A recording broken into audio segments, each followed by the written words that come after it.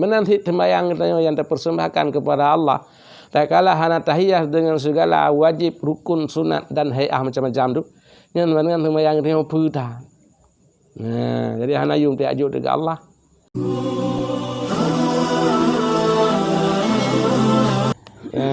Kali Imam Ghazali sembahyangnya lagi siro rinang urang dara. Siro dara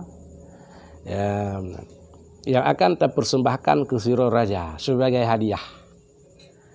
Tak kalah sembahyangnya tahiasi dengan sunat-sunat hayah. Berarti sahabat lagi darah baru yang kata hias. Tabuh wajah terputuk wajah legak, tabuh cilak, tabuh lalak ya kan? Budak juk ke raja. Berarti terpersembahkan siro darah baru yang cukup tadi kerajaannya, terima kasih raja. Gejuk hadiah lah ke kerajaan. Karena darah baru yang tajuk ke kerajaan cukup dengan perhiasan. Kau lihat. Tapi tajuk tu siro uruinang tu asal kainang gitu kan. Kau lihat. Hidung balik kiban. Punya rajuk sebelah. Hai urut ni, anak darah tu. Rajuk tu kerajaan. Yang kan icoknya, kita yang layu pasal orang ke depan. Jangan mengejek.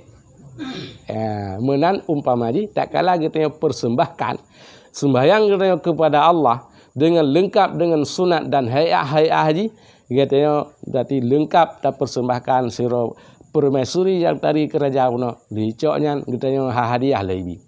Senang hati raja. Tapi minta tajuk inang saya menang saya kainang dah. Nya nak coknya ile. Ihu yang goju. Ibu kah tolong bereskan juga. Ibu beres orang depan dia tu. Artinya menan pakat dianggap oleh raja melecehkan ji. Menanti sembahyang yang terpersembahkan kepada Allah. Tak kalah hana tahiyah dengan segala wajib, rukun, sunat dan hayah macam-macam tu. Yang dengan sembahyang dia putar. Jadi hana yung tiajuk dekat Allah. Yang menang buah 5 tu. Pu gedung oleh Allah. Kita yang baraja pun no. Yang raja kanyo, yang raja kan darahnya katu kah. Yang menang itu 5 tadi. Mereka katanya tak siro, tak langkawan, tak berkelangkaban.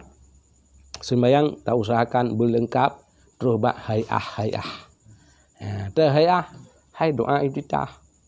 Puji menyopeng 5,000 tak cok. Nya mereka dah cak ordo riba saja. Nya terba 50 dah cak, 30 dah cak, 50 dah cak. Ya kan?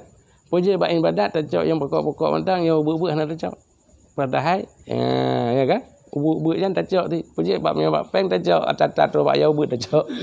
Banyak bak hak ibadat kata cak tai raya-raya dah kan. Ya, yang dekat dia yang galam bereh. Galam bereh baca ibadat kita nyong.